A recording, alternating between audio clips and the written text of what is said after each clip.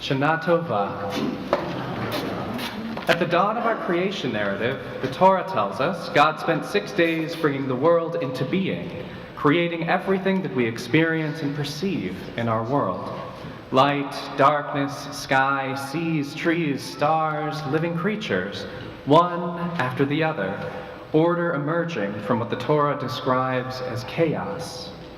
With each act, God paused, looked at what had been made, and declared, "This is good." On the 6th day, God created humanity in the divine image, B'Tselem Elohim, a direct reflection of God's essence. And here, for the first time, the Torah records God saying, "This is very good." Humanity was not just good, humanity carried with it something of the infinite one. But then, almost immediately, God named something not good. Can anyone guess what it is? The very first thing in the Torah that's declared not good is loneliness. Genesis 2 says, "It is not good that this human should be alone." From the very beginning of our sacred story, we are taught that to be human is to yearn for connection. Our shalom, our wholeness, is found in relationship with ourselves, with each other, and with God.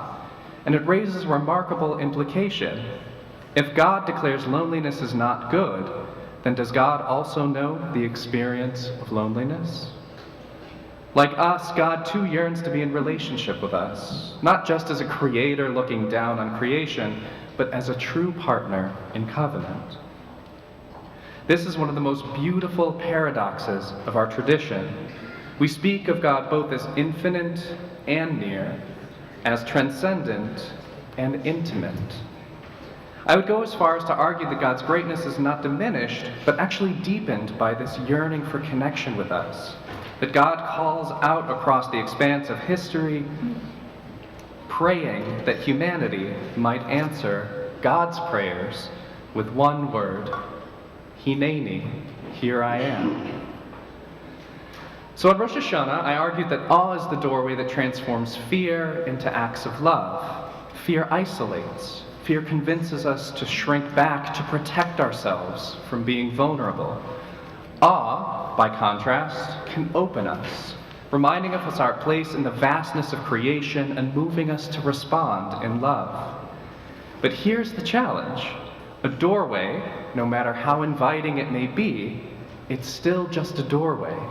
It cannot walk us through. Awe is the doorway, but the choice to cross the threshold, that part is up to us. Transformation is not passive. It doesn't happen to us. It requires courage, intention, and presence. It requires us to stand and say, Hineini, here I am. Hineini is a holy and inspirational word in our tradition. Abraham says it when God calls his name. Moses says it when he's standing before the burning bush, and Isaiah says it when God asks, "Who shall I send?" Each time, Hineini isn't just a flippant, "Yeah, sure, why not?" It's a courageous offering of the whole self. When we say Hineini, we are not promising perfection. We're promising presence. We're saying, I will show up with my strengths and my flaws, with my hopes and my fears, with my faith and my questions. That is what makes it so difficult and so beautiful. Because to say Hineini requires us to like ourselves enough, or at least accept ourselves enough, to bring our full self into relationship. And so, I ask, how many of us here today can honestly say we like who we are? If the answer is yes, what is it about today that makes you feel that way? If your answer is, it's complicated, or no, not really, then what feels missing? And how might this Yom Kippur help you take that step towards the person you want to become? Now, Yom Kippur, in my opinion, often gets a bad rap. It's a day of fasting, of long hours in prayer, and confronting our mistakes. And yes, I know it's only midday, and you've already been hungry for hours, and now you have to listen to me. I'm sorry. But I want to suggest something radical. Yom Kippur is not just a day of heaviness. It's a celebration in disguise. Because today we're given the chance to stand before God and be completely honest. Today we can bring forward the things that only we and God know, the truths hidden in the recesses of our souls. We confess them not to be crushed by guilt, God knows we have enough of that, but to be freed by honesty. And then we say, Hineini, here I am, all of me, the parts I'm proud of, the parts I wish I could change, and the parts that are continually in progress. And maybe that's the miracle of Yom Kippur, that God meets us there. God doesn't see us damned by our sins, and we're not the sum of our failures. We are souls that continually try our best. That's why the Vidui, our confessional prayers, are not the end of the service. They're the beginning. We name our failings, we release them, and then we're invited to begin again. This is what makes Yom Kippur so joyful, just beneath the surface. Every year we are given another chance, not to erase the past, but to build on it. Not to deny our weaknesses, but to be celebrated for our strength despite it. Now, one of the things I love most about Judaism as a whole is its insistence on looking deeper. Our tradition never lets us stop just at the surface. Even verses that seem troubling at first often hold hidden wisdom beneath. Take Deuteronomy 22:5, for example. There shall not be a man's garment found upon a woman, and a man shall not wear the clothing of a woman, for abhorrent to Adonai your God is anyone who does this thing. On its face, this verse has been used to create a lot of harm, to justify discrimination against LGBTQIA individuals, but when we read it in context, a very different picture emerges. The chapter begins with laws about returning lost objects. If your neighbor's ox wanders off, if you find someone's cloak, you must not ignore it. You must care for it, and you must not hide yourself away in indifference.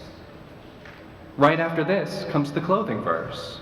So perhaps this verse isn't about clothing at all. It's about disguise, about ways we hide who we really are, out of fear, out of shame, out of habit. Read this way, the commandment is not about policing external experience or identity, but about urging us to bring our full, authentic selves into the world and not hide parts of ourselves away in disguise. Hineini then is not just saying we'll show up, it's saying we'll show up as we truly are. No costumes, no masks, just the fullness of who we are. This call to authenticity is echoed in the end of the Torah in Parashat Nitzavim. Before his death, Moses gathers the people to renew the covenant. Atem Nitzavim Hayom Kulchem, you're standing here today, all of you, before Adonai your God. Not just the leaders, the righteous, but everyone, people of all ages and genders, Israelites and strangers alike. Every single person was called to stand, to bring the fullness of themselves into relationship. This is the model for us today. Yom Kippur is our yearly Nitzavim moment. We gather here not as perfect individuals, but as a community of real human beings, beautiful, messy, and unfinished, called into covenant. So as we sit in the discomfort of fasting, as we wrestle with who we are and who we hope to become, I want to offer this. May we each find the courage to say, Hineini, here I am. Here's all of me, my strengths and my fears, my triumphs and my mistakes. May we know that we are not defined by our failures, but by our willingness to rise again.